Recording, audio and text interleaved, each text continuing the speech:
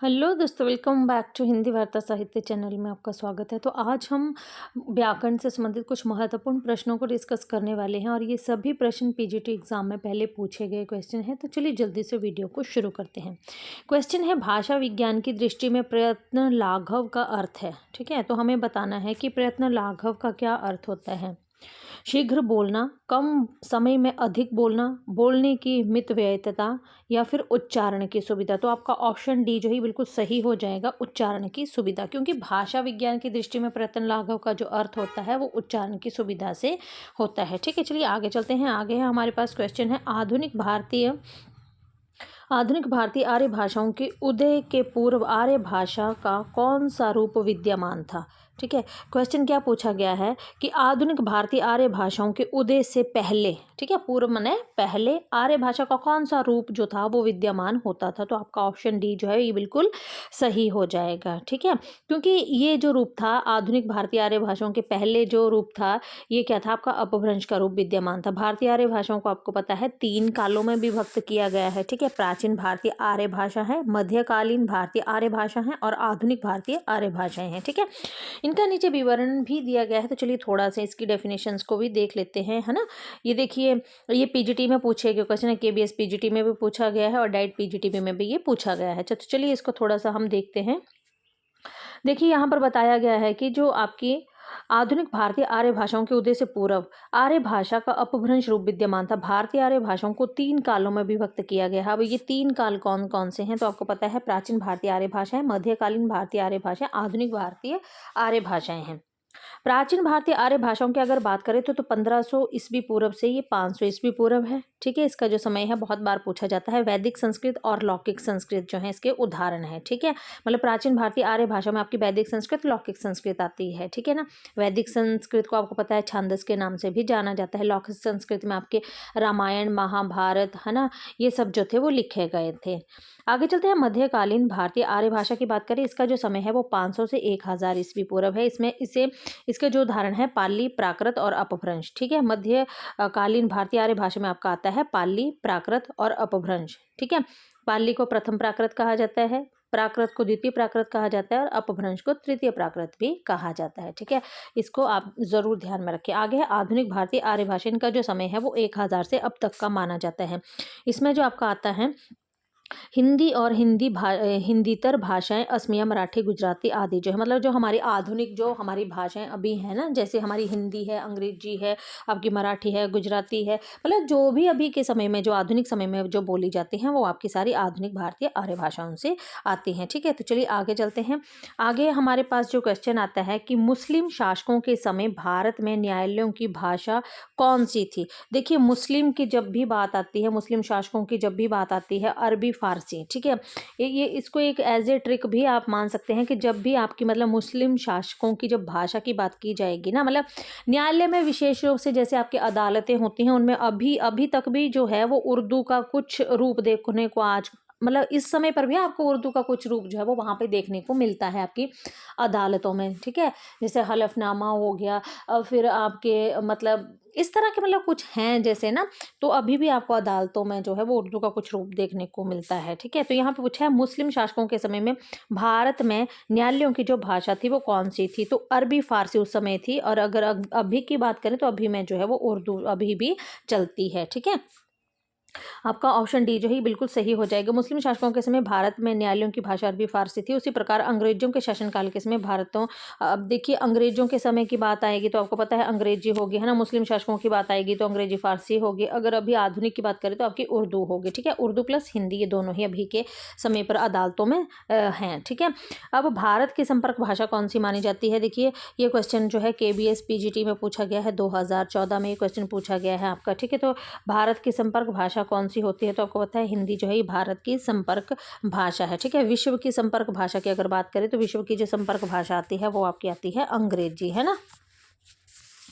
चलिए आगे चलते हैं। आगे है हमारे पास क्वेश्चन है कि निम्न में कौन भाषा वैज्ञानिक नहीं है, निम्न में से कौन भाषा वैज्ञानिक नहीं है? ठीक है, तो भाषा वैज्ञानिक निम्न में से कौन सा नहीं है? ये भी KVS PGT में पूछा गया क्वेश्चन है। ऑप्शन डी जयशंकर प्रसाद भाषा वैज्ञानिक नहीं। आपको पता है सुनीति कुमार चटर्जी ने भाषा पे काम किया, भोलानाथ तिवारी ने भी, है ना, धीरेन्द्र वर्मा ने भी ये जो है वो भाषा के इस पर काम किया। बल्कि जयशंकर प्रसाद आपको पता है कि छायावादी युग के 4 मेन स्तंभों में जो है वो गिने जाते हैं आपके जयशंकर प्रसाद। ठीक है, तो ये वहाँ से आपके बहुत इंपॉर्टेंट हो जाते हैं आपके जयशंकर प्रसाद, है ना।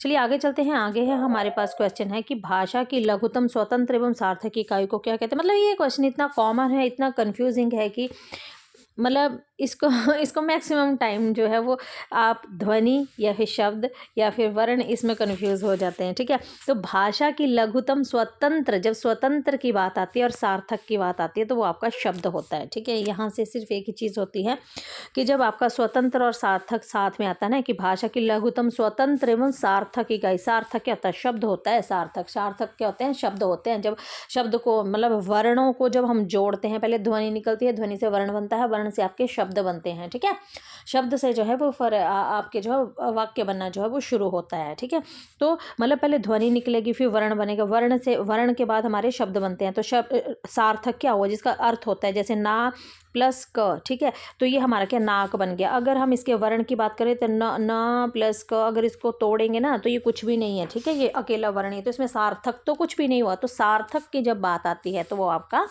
शब्द आता है। ठीक है, ऑप्शन सी जो है ये बिल्कुल सही हो जाएगा। ठीक है, चलिए आगे चलते हैं। आगे हमारे पास हिंदी में अधिकांश शब्द किस भाषा से आए हैं। हिंदी में जो अधिकांश शब्द हैं वो आपको पता है कि संस्कृत से ही हैं, क्योंकि हिंदी की जननी जो है वो आपके संस्कृत को ही माना जाता है। KVS PGT 2014 में ही पूछा गया ये प्रश्न है। चलिए इसकी थोड़ी सी डेफिनेशंस देख लेते हैं।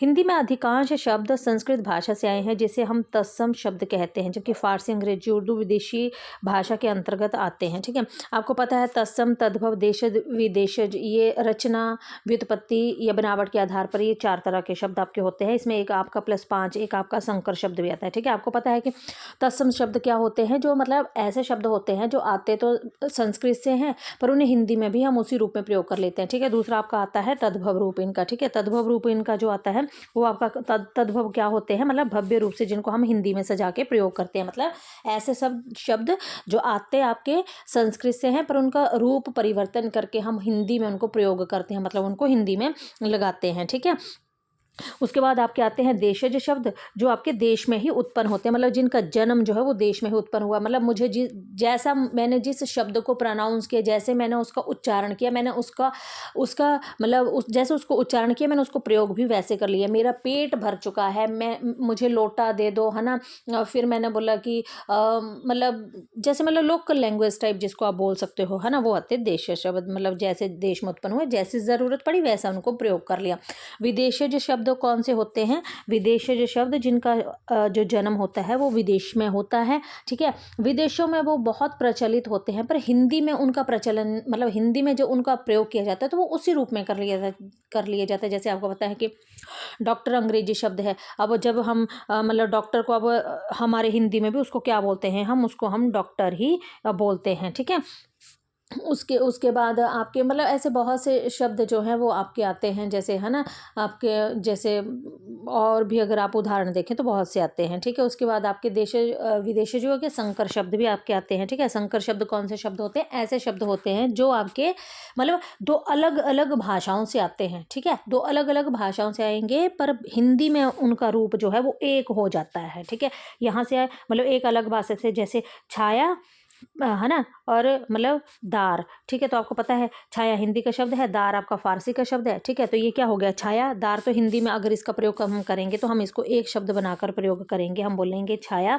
दार। तो ये क्या होते हैं? संकर शब्द होते हैं। मतलब जो आते तो अलग अलग 2 भाषाओं से हैं पर हिंदी में आकर जो उनका रूप जो है एक हो जाता है, तो उनको हम संकर शब्द कहते हैं। चलिए ठीक है, आगे चलते खड़ी बोली व ब्रज भाषा किस उपभाषा के अंतर्गत आती है? KVS PGT में पूछा गया क्वेश्चन है ये। तो आपको पता है ऑप्शन सी बिल्कुल सही हो जाएगा। खड़ी बोली व ब्रज भाषा। खड़ी बोली व ब्रज भाषा आपको पता है कि पश्चिमी हिंदी में आपकी 5 तरह की बोलियां आती हैं। हमने बहुत अच्छे से इस चीज़ को जो है वो पिछली वाली वीडियो में भी डिस्कस किया है। अगर आपने मेरी पीछे वाली वीडियोस नहीं देखी हैं तो उनको ज़रूर देखें, क्योंकि मैंने बहुत ही एक्सप्लेन करके और बहुत ही इजी तरीके से जो है वो वहाँ पे हर चीज़ को बताया हुआ है। बाकी जैसा आपको सही लगे आप वैसा भी कर सकते हैं, है ना। तो चलिए, अब हमने बोला कि खड़ी बोली व ब्रज भाषा की अगर हमने बात की है तो आपको पता है कि पहले तो मैंने ये बताया कि जो आपकी मतलब खड़ी बोली है ना।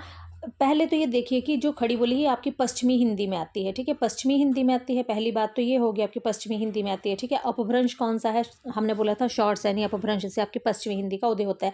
पश्चिमी जो आपकी हिंदी है, ठीक है। अब शॉर्ट सैनी अपभ्रंश से आपकी कौन कौन सी उपभाषाएं विकसित हुई हैं, देखिए एक आपकी पश्चिमी हिंदी, एक आपकी राजस्थानी हिंदी, एक आपकी पहाड़ी हिंदी, ये 3 तरह की आपकी उपभाषाएं जो है वो शॉर्ट सैनी अपभ्रंश से उत्पन्न हुई हैं, ठीक है। हम पूरे डिटेल के साथ क्वेश्चन को डिस्कस करने वाले हैं यहाँ पे। अब पश्चिमी हिंदी में मैंने आपको बोला था कि इसकी जो 5 बोलियां आती हैं उनमें भी आपकी जो है वो 5 में आपकी एक आकार बहुला होती है और एक आपकी ओकार बहुला होती है, ठीक है।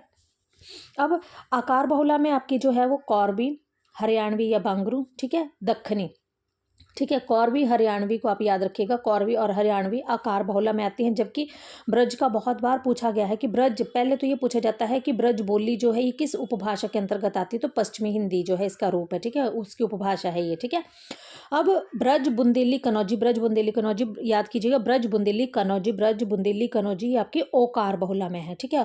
ओकार है ना, वो कार में बैठ कर क्या बोलता है, ब्रज से बुंदेली और कनौजी चलो, ठीक है, तो ओकार बहुला है, ठीक है। अब वहीं पर हम बात करते हैं पूर्वी हिंदी की। तो पूर्वी हिंदी की अगर हम बात करें तो आपको पता है पूर्वी हिंदी जो है वो आपकी अर्धमागधी अपभ्रंश से उत्पन्न हुई है ना। पूर्वी हिंदी जो है ये आपकी अर्धमागधी अपभ्रंश से उत्पन्न हुई है और इसकी जो बोलियां हैं वो अवधी, बघेली, छत्तीसगढ़ी, ये 3 बोलियां आती है। पापा ABC, अब इसकी ट्रिक तो सबको पता ही होगी आई थिंक, है ना, क्योंकि सभी पढ़ते हैं इसको। तो उसके बाद आता है आपकी राजस्थानी हिंदी, ठीक है। तो अगर हम राजस्थानी हिंदी की बात करें तो हमने बोला कि आपका जो अपभ्रंश इसका कौन सा है, शॉर्ट सैनी अपभ्रंश से ही आपकी राजस्थानी हिंदी जो है वो उत्पन्न होती है। अच्छा, इसकी एक चीज़ और याद रखिएगा, जो राजस्थानी हिंदी है ना आपकी, ये क्या है, इसका जो वर्ग आता है ये ट वर्ग बहुला होती है, ठीक है ना। जैसे मतलब ट वर्ग बहुला ऐसे शब्द होते हैं जिनके लास्ट में जब हम बोलते हैं तो उसमें ट जो है मतलब प्रधानता रहती है, ठीक है। जैसे मारवाड़ी, जयपुरी या ढूंढानी, ठीक है, मेवाती या मालवी, ठीक है, ये आपकी राजस्थानी हिंदी में ट वर्ग बहुला के अंतर्गत आती हैं, ठीक है। पहाड़ी हिंदी की भी बात कर लेते हैं। चलिए, पहाड़ी हिंदी की अगर हम बात करें, पहाड़ी हिंदी भी आपके शॉर्ट सैनी अपभ्रंश से ही उत्पन्न हुई है। इसमें 2 ही आती है आपकी, कुमाऊनी और गढ़वाली, ठीक है। तो हमने पूरी डिटेल के साथ इन क्वेश्चनों को जो है वो डिस्कस कर लिया है। चलिए आगे चलते हैं। आगे हमारे पास है, निम्न में से किसे हिंदी की शैली नहीं मानेंगे। देखिए, हिंदी की शैली मसनवी शैली जो है ये हिंदी की नहीं है, ठीक है। मसनवी शैली संस्कृत निष्ठ हिंदी है, हिंदुस्तानी है, दखनी हिंदी है, मसनवी नहीं है, ये सूफी मत के अंतर्गत इसको रखा जाता है, ठीक है। तो ये है हिंदी की शैली से नहीं मानेंगे, ठीक है। तो ऑप्शन डी जो है बिल्कुल सही हो जाएगा। मसनवी को हिंदी की शैली नहीं मानेंगे, फारसी भाषा की शैली आती है ना। जैसे कि हमने बात की कि सूफी प्रेमाख्यान का कवियों ने इसका ज़्यादा प्रयोग किया, तो ये मसनवी जो है इसको आप याद रखिएगा, फारसी के अंतर्गत इसको रखा जाता है, ना कि हिंदी के, क्योंकि क्योंकि जो आपके सूफी प्रेमाख्यानक जो कवि हुए थे ना, उन्होंने मसनवी शैली का प्रयोग किया था। मसनवी शैली का हमें अर्थ पता चल गया कि ये फारसी की होती है मसनवी शैली, ठीक है। जबकि संस्कृत निष्ठ हिंदी, हिंदुस्तानी, दक्षिणी हिंदी की शैली के अंतर्गत ही आते हैं, ठीक है। आगे चलते हैं। दिल्ली व मेरठ के आसपास बोली जाने बोली का क्या नाम है। दिल्ली व मेरठ के आसपास क्या बोली जाती है, आपको पता है, खड़ी बोली, है ना। हम जो आज आधुनिक काल में जिस भाषा का हम प्रयोग करते हैं वो आपकी खड़ी बोली ही है, ठीक है ना। ऑप्शन सी जो है ये बिल्कुल सही होगा। चलो थोड़ी सी इसकी डेफिनेशन भी देख लेते हैं कि दिल्ली व मेरठ के आसपास की बोली का नाम खड़ी बोली है। खड़ी बोली का अन्य नाम कौरवी है। वेरी वेरी इंपॉर्टेंट है कि खड़ी बोली का अन्य नाम क्या है, कौरवी है। इसका क्षेत्र देहरादून, सराहनपुर, मुजफ्फरपुर, मेरठ, बिजनौर, रामपुर तथा मुरादाबाद माना जाता है, ठीक है। खड़ी बोली का याद रखिएगा, आपके देहरादून में, सहारनपुर में, मुजफ्फरनगर में, मेरठ, बिजनौर, रामपुर तथा मुरादाबाद में, ठीक है। सहारनपुर, रामपुर 2 हो गए, देहरादून हो गया एक आपका, और एक आपका मुरादाबाद हो गया। मुजफ्फरनगर, मेरठ में जो है आपकी क्या बोली जाती है, ये आपकी खड़ी बोली बोली जाती है। विद्यापति के पद किस भाषा में संकलित हैं, तो आपको पता है विद्यापति के पद जो है, ऑप्शन बी बिल्कुल सही हो जाएगा, मैथिली भाषा में जो है वो विद्यापति के पद जो है संकलित हैं, क्योंकि विद्यापति बिहार।